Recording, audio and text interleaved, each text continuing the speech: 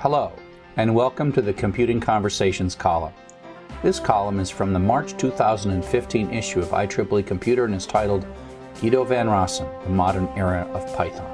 There is supporting video material for this column that you can find in the IEEE Computer Society YouTube channel or in the IEEE Digital Library. I'm the editor of the column, and I'm Charles Severance from the University of Michigan.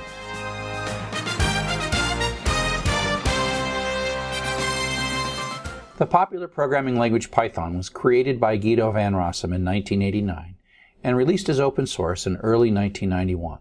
After the first National Institute of Standards and Technology hosted Python workshop in Gaithersburg, Maryland in 1994, Python's popularity rapidly increased around the world. But when an effort scales up, things can start to get a bit complicated.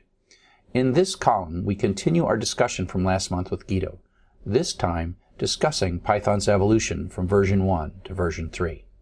The 1994 NIST-sponsored workshop provided an opportunity for the nascent Python community to get together and figure out its next steps. For Guido, the workshop led to a job offer and a move to the United States.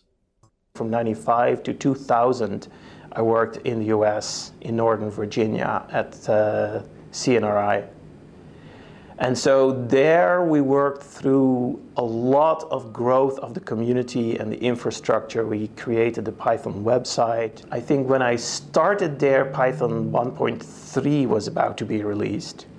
And then while I was there, we released several subsequent versions leading up to 1.5.2, which for some reason 1.5.0 was nothing, but 1.5.2 remained that sort of the standard, the gold standard of Python for a very long time afterwards. CNRI made it possible for Guido and his colleagues, affectionately known as Python Labs, to make significant development investments to move Python forward.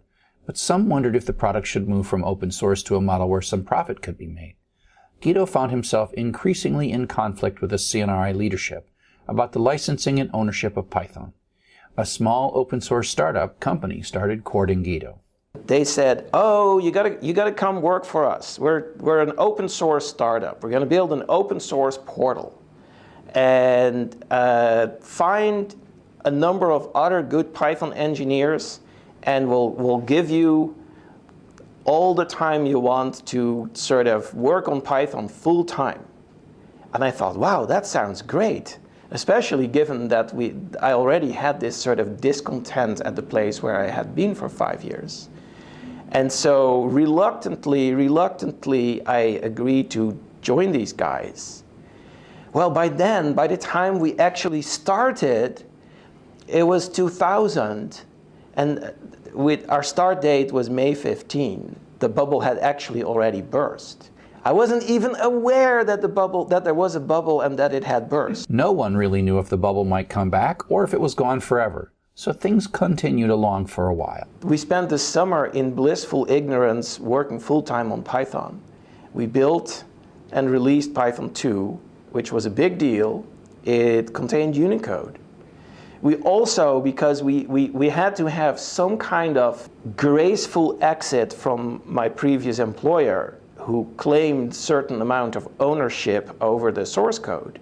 They didn't claim that it was all theirs, because it wasn't theirs to begin with. It was open source before I joined, which was an incredibly lucky circumstance. But nevertheless, they sort of claimed ownership over what had been added to it over the 5 years I worked there. CNRI didn't claim to own all of Python, as it had existed long before Guido had started working there.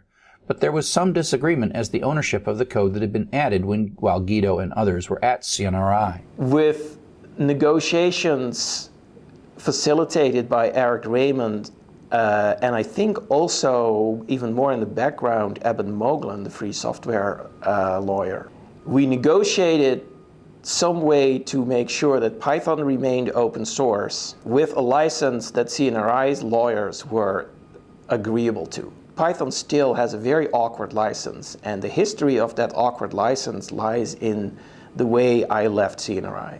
As the open source licensing issues were being worked out, the startup paying Guido and his team of developers started to crumble. We didn't even move to the West Coast. We just sort of we worked from our homes, and I remember that once a week we had a team meeting and a catch-up with the leadership in California in my living room. Within 5 months, it was over. They suddenly stopped paying us. And those 5 months, we had the time of our lives working on Python, doing this Python 2 release. We also had to do a Python 1.6 release that was actually nearly identical to Python 2.0. That was the first Python 1 release with CNRI's license on it. They never got their last paychecks from the failed startup. At the end of the year, the investors decided to stop funding it. And then suddenly we were out in the street. We were relatively well off because we had been paid well until then. All we got out of it was they had given each of us, they had bought each of us a good computer to work from home. So that was our last payment. Because we talked to lawyers or somehow we got advice where someone said, yeah, sure, just hold on to that equipment. Nobody's gonna have the power to take that away from you. But by the end of 2001, there was a great deal of commercial effort happening in the Python community, and several companies were interested in helping Python continue to move forward. Guido chose to work for Zope, a successful Virginia-based company that was heavily involved in the Python community. At this point, Guido was a little wiser from his experience with the failed startup, so he made sure to discuss the details of how he would work for Zope and continue to lead the Python community. Zope was very clear. They said, we have no design on the ownership of that software. We want you guys are really good programmers, you guys are the top of the Python community. You are going to get some time, and it wasn't stated very precisely how much time, and we were fine with that at the time. We realized that what we had done for this failing startup was not actually a realistic option, that they would just pay our salaries and we would only do open source development. Nobody could maintain that. Because Zope was based on Python, they benefited from their investment in Guido's team. During the Zope era, Python continued to mature and gain adoption. I got a job offer to come work for a small startup, again in California. This time I did my homework a little better. Python just kept sort of growing and the community kept self-organizing.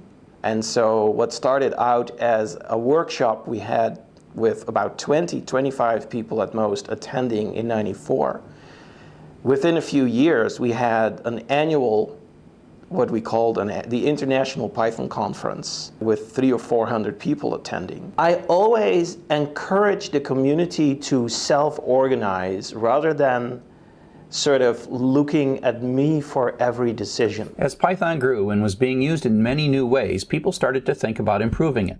Sometimes it was easy to add an element to Python, but other times a suggested improvement could break existing code. These inconsistencies, omissions, and errors were known as Python warts. Around 2005, the accumulated list of warts led to the realization that Python needed a major revision. This would be a huge effort because the revision wouldn't be backwards compatible and would break the ever-growing set of Python 2 applications. The idea was that non-backward compatible changes should be done only once and all at the same time. In the middle of the first decade of the new century, this idea of Python 3000 was born. Like, okay, we have so many things that we would like to fix. We know roughly how to fix them, but the fix would be incompatible. Let's create a new version of the language that fixes a whole bunch of those things together, while at the same time not making the new version of the language so different that it alienates the users. Python 3000, also known as Py3K, became Python 3, and the Python community took a very patient approach to a multi-year transition. They knew it would be necessary to fully support both Python 2 and Python 3 for many years. Python 3 was released in December 2008, and even now, 7 years later, there is still strong and active support for Python 2. Python's leadership is letting the community decide when to make the switch. Every year at PyCon I sort of take the census of, well, who is using Python 3 and how committed are they and how happy are they, and sort of Are there users actually using Python 3? And I see tremendous progress there every year, but we're not in sort of where we finally want to be. I mean, at the last Python conference, I had to sort of hold off a whole bunch of people with very good arguments why we should do a Python 2.8 release. And so Python 3 is winning the race, but the race hasn't been run yet.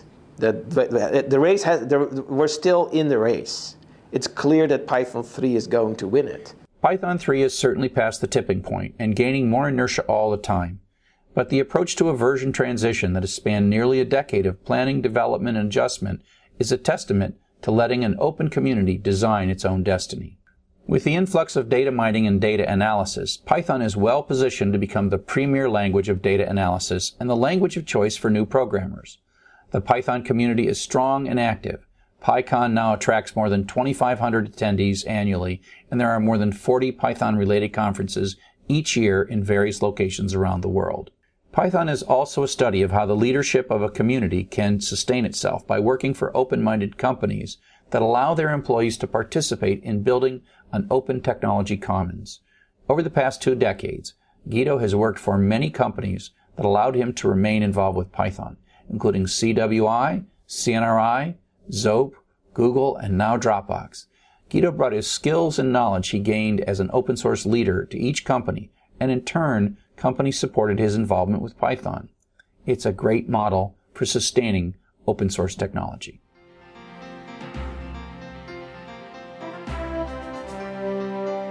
This column is from the March 2015 issue of IEEE Computer and is titled Guido van Rossum, The Modern Era of Python. There is supporting video material for this column that you can find in the IEEE Computer Society YouTube channel or in the IEEE Digital Library. I'm the editor of the column, and I'm Charles Severance from the University of Michigan.